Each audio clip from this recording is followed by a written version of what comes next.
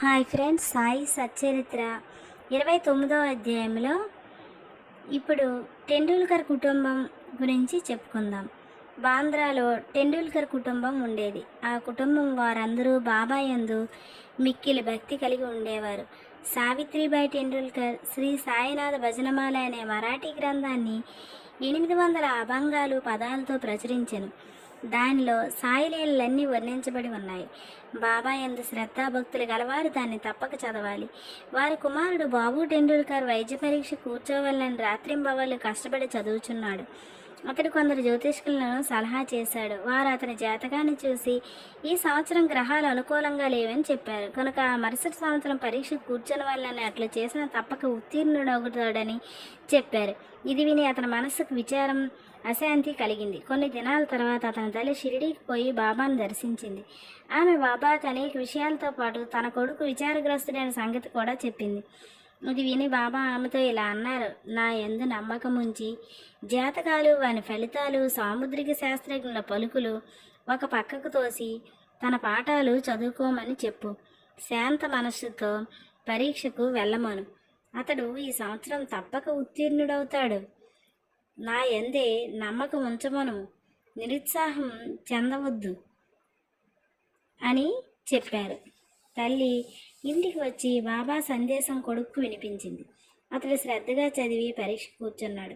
రాత పరీక్షలో బాగా రాశాడు. కానీ సంశయంలో మునిగి ఉత్తీర్ణుడవడానికి కావలసిన మార్కులు రావు అనుకున్నాడు. కావున నోటి పరీక్ష కూర్చోటానికి ఇష్టపడలేదు.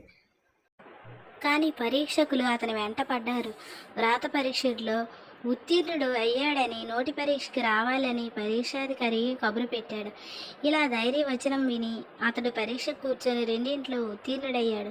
గ్రహాలు వ్యతిరేకంగా ఉన్న బాబా కటాక్షంచే ఆ సంవత్సరం పరీక్షలో ఉత్తీర్ణుడయ్యాడు. సంశయాలు, కష్టాలు మన భక్తిని స్థిరపరచడానికి మనలని చుట్టుముడతాయి, మనలను పరీక్షిస్తాయి. పూర్తి విశ్వాసంతో బాబాని కొలుచుము. మన కృషి సాగినచో మన ప్రయత్నాలన్నీ తుదకు విజయవంతమవుతాయి. ఈ విద్యార్థి తండ్రి రఘునాథరావు బొంబాయిలో ఒక విదేశీ కంపెనీలో కొలువున్నాడు. వృద్ధులు అవటం వల్ల సరిగ్గా పనిచేయలేక సెలవు పెట్టి విశ్రాంతి పొందుచున్నాడు. సెలవు కాలంలో అతని స్థితి మెరుగుపడలేదు. కావున సెలవు పొడిగించవాలని అనుకున్నాడు, లేదా ఉద్యోగం నుండి విరమించుకోవాలని నిశ్చయించుకున్నాడు. కంపెనీ మేనేజర్ అతనికి పింఛను ఇచ్చి ఉద్యోగ విరమణ చేయించవాలని నిశ్చయించాడు. మిక్కిలి నమ్మకంతో చాలా కాలం తమ వద్ద ఉద్యోగం చేసినవాడు కనుక ఎంత పింఛను ఇవ్వాలన్నది ఆలోచించున్నారు. అతని వేతనం నెలకి 150 రూపాయలు.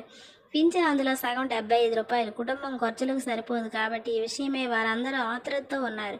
తుది నిర్ణయానికి 15 రోజుల ముందు టెండూల్కర్ భార్యకు బాబా స్వప్నంలో కనిపించి 100 రూపాయలు పింఛన్ ఇచ్చినా బాగుండు అనుకుందును, అది నీకు తృప్తికరమా అన్నారు. ఆమె ఇలా జవాబిచ్చింది: బాబా, నన్నేలా అడిగేదవు? మేము నిన్నే విశ్వసించి ఉన్నాము. బాబా 100 రూపాయలని నన్ను అతనికి 10 రూపాయలు అధికంగా అనగా 110 రూపాయలు పింఛన్ లభించింది. తన భక్తులపై బాబా ఇట్టి విచిత్రమైన ప్రేమానురాగాలు ప్రదర్శించేవారు. ఇప్పుడు కెప్టెన్ హాటే గురించి చెప్పుకుందాం. కెప్టెన్ హాటే బికనేర్లో ఉండేవాడు. అతడు బాబాకు కూర్చు భక్తుడు. ఒకనాడు బాబా అతని స్వప్నంలో కనిపించి, నన్ను మరచితివా అన్నారు. హాటే వెంటనే బాబా పాదాలు పట్టుకొని, బిడ్డ తల్లిని మరచినచో అది ఎట్లు బతుకును అనుచు తోటలోకి పోయి తాజా చిక్కుడుకాయలు తెచ్చి స్వయం పాక అనే దక్షిణను బాబాకు అర్పించు అలని అనుకున్నాడు. ఈలోపు అతను మేల్కొన్నాడు. ఇదంతా స్వప్నం అనుకున్నాడు. ఈ వస్తువులన్నిటినీ షిరిడీ సాయిబాబా వద్దకు పంపాలని నిశ్చయించుకున్నాడు. కొన్ని దినముల తర్వాత గ్వాలియర్ వెళ్ళాడు. అక్కడి నుండి 12 రూపాయల మనీ ఆర్డర్ ద్వారా బొంబాయిలో ఉన్న తన స్నేహితునికి పంపి అందులో 2 రూపాయలతో స్వయం పాకం వస్తువులు, చిక్కుడుకాయలు కొని 10 రూపాయల దక్షిణ సమర్పించవలని వ్రాసిన. ఆ స్నేహితుడు షిరిడీకి పోయి కావలసిన సామాన్లు కొన్నాడు. కానీ కొన్ని చిక్కుడుకాయలు దొరకలేదు. కొంచెం సేపటికి ఒక స్త్రీ తలపై చిక్కుడుకాయల గంపను పెట్టుకుని వచ్చింది. అతడు చిక్కుడుకాయలు కొని స్వయం పాకం సిద్ధం చేసి కెప్టెన్ హాటే పక్షాన దాన్ని బాబాకు అర్పించాడు. నిమోన్కర్ మరుసటి దినం అన్నము, కూర చేసి బాబాకు అర్పించాడు. బాబా భోజనం చేయనప్పుడు అన్నము, ఇతర పదార్థాలు మాని చిక్కుడుకాయ కూర తిన్నాడు. ఈ సంగతి స్నేహితుని ద్వారా తెలుసుకున్న హాటే సంతోషానికి అంతులేదు. పవిత్రం చేసిన రూపాయి. ఇంకొకసారి హాటేకు తన ఇంట్లో బాబా తాకి పవిత్రమనిచ్చిన రూపాయి ఉంచవలనని కోరిక కలిగింది. షిరిడీకి పో స్నేహితుడు ఒకడు తటస్థపడగా వాని ద్వారా హాటే రూపాయి పంపించాడు. ఆ స్నేహితుడు షిరిడీ చేరాడు.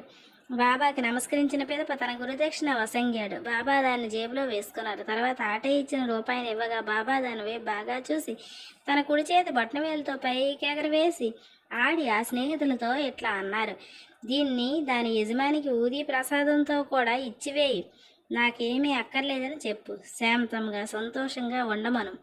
ఆ స్నేహితుడు గ్వాలియర్ తిరిగి వచ్చాడు. హాటేకు బాబా పవిత్రం చేసిన రూపాయి ఇచ్చి జరిగిందంతా చెప్పాడు. ఈసారి హాటే మిక్కిలి సంతృష్టి చెందాడు. బాబా సద్బుద్ధి కలుగు చేయనని గ్రహించాడు. మనపూర్వకంగా కోరుడిచే బాబా తన కోరికను యథాప్రకారం నెరవేర్చారని సంతోషించాడు. వామన నార్వేకర్. చదువరులు ఇంకొక కథను వినదరగాక. వామన్ నార్వేకర్ అనే అతడు బాబాను మిక్కిలి ప్రేమించేవాడు. ఒకనాడు అతడు ₹1 తెచ్చాడు. దానికి ఒక పక్క సీతారామ లక్ష్మణులు, ఇంకో పక్క భక్తాంజనేయుడు కలరు. అతడు దాన్ని బాబాకి ఇచ్చాడు. బాబా దాన్ని తాకి పవిత్రమనొచ్చి ఊరి ప్రసాదంతో తనకివ్వాలని అతని కోరిక. కానీ బాబా దాన్ని వెంటనే జేబులో వేసుకున్నారు. శ్యామ నార్వేకర్ ఉద్దేశాన్ని తెలుపుచూ దాన్ని తిరిగి ఇచ్చివేయమని బాబాను వేడుకున్నాడు. బాబా ఇలా అన్నారు, దీనిని ఎలా అతనికి ఇవ్వవలను? దీనిని మనమే ఉంచుకుందాం. అతడు ₹25 ఇచ్చినతో తిరిగి వానికి ఇచ్చేతను. ఆ రూపాయి కొరకు వామనరావు ₹25 వసూలు చేసి బాబా ముందర పెట్టాడు. బాబా ఇలా అన్నారు, ఆ నాణెం విలువ ₹25 కంటే ఎంతో ఎక్కువ. శ్యామ, ఈ రూపాయిని తీసుకొనుము, మన కోసంలో దీన్ని ఉంచుము, దీన్ని పూజా మందిరములో పెట్టి పూజించుకొనుము. బాబా ఎందులకి ఈ మార్గం అవలంబించారో అడుగుటకు ఎవరికి ధైర్యం చాలలేదు.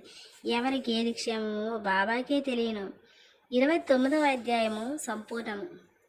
ఇక 30వ అధ్యాయంలోకి మనం వెళ్తాం.